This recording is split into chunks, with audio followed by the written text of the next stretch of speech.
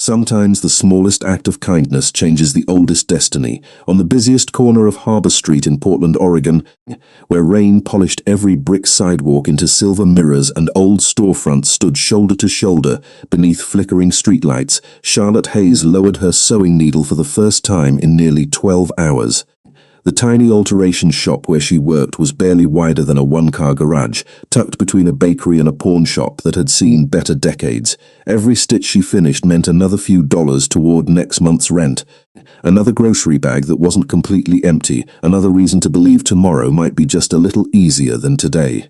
Outside, the October wind carried the sharp scent of wet cedar and approaching rain, pushing hurried strangers down the sidewalk without ever slowing their pace. Most people passed her little display window without noticing the faded sign that read Hayes Alterations.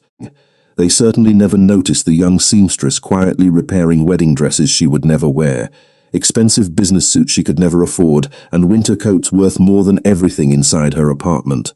Charlotte never complained. She simply worked. Her grandmother had taught her long ago that every careful stitch left behind a piece of the heart that made it.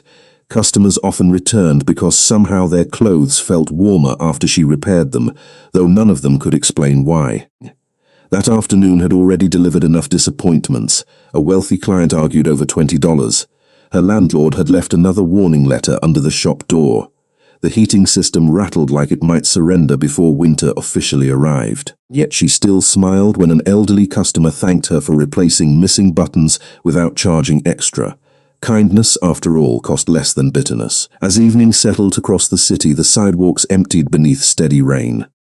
Charlotte flipped the sign to closed and began organizing loose spools of thread by color. That was when the shop bell chimed one last time. A tall stranger stepped inside, carrying the cold with him. His charcoal overcoat looked handcrafted, elegant despite the torn sleeve hanging loose near the shoulder seam. Rain clung to dark hair that framed a face almost unnaturally pale beneath the warm lights. His posture was calm, almost regal, yet there was something strangely lonely in the silence that surrounded him. Charlotte noticed none of the expensive details first. She noticed the damaged stitching. "I'm sorry," she said softly. "Set aside a sewing kit. We're already closed." The stranger glanced toward the door, then back at the torn sleeve as though he had almost forgotten why he had entered. "I understand," he answered, with a voice so composed it barely disturbed the quiet room. "I'll find another place tomorrow." He turned to leave without complaint. Charlotte looked again at the widening tear. The rain outside had become heavier. Tomorrow the fabric would likely split completely. "Wait," she called before she could reconsider. "It'll only take a few minutes." He paused. For the first time she noticed his eyes, grey, clear, unusually still, not cold, just impossibly patient, like someone who had watched countless autumns come and go. She motioned toward the small wooden chair beside her work table. "You don't have to pay. It's only one seam."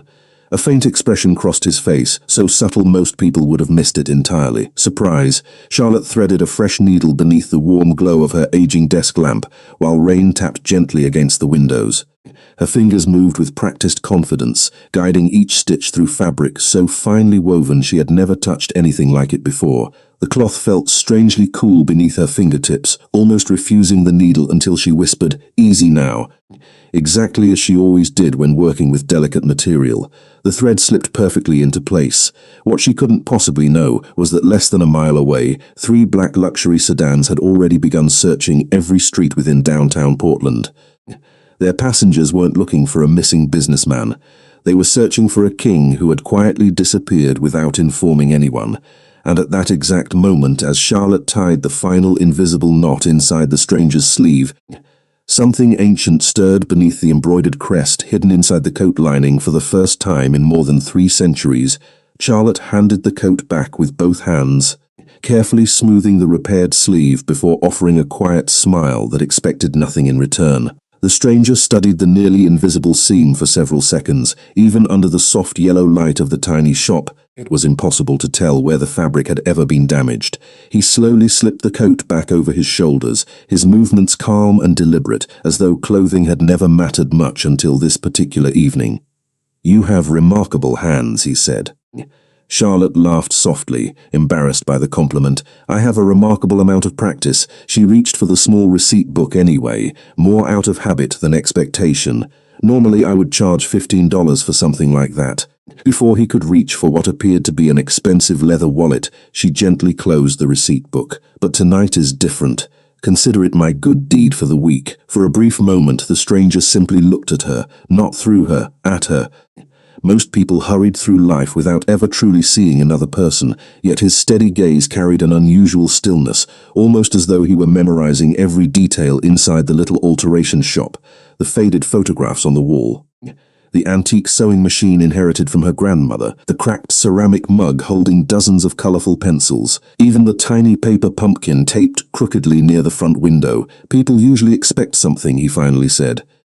Charlotte shrugged while gathering loose spools of thread into a wooden basket. Maybe they do. My grandmother always said kindness works best when nobody owes you for it. The words seemed to settle into the quiet room more heavily than she intended. Outside, rain continued falling across Harbour Street, while distant traffic reflected in shimmering ribbons of white and red across the wet pavement. Somewhere far beyond the storefront, several dark vehicles rolled slowly through downtown intersections, their headlights sweeping across every passing face.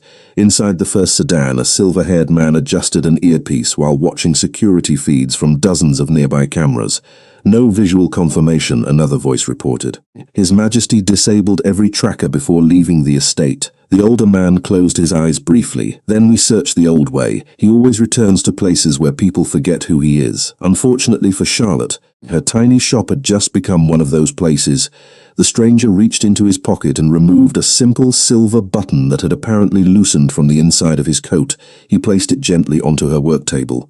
This belongs there as well. Charlotte picked it up, turning it between her fingers. The metal felt unusually cool despite the warmth inside the room. An intricate crest had been engraved so delicately that she almost missed it. A crown surrounded by twisting branches and a single crescent moon hidden beneath the design. That is beautiful craftsmanship, she said. I have never seen anything quite like it. Very few people have. His answer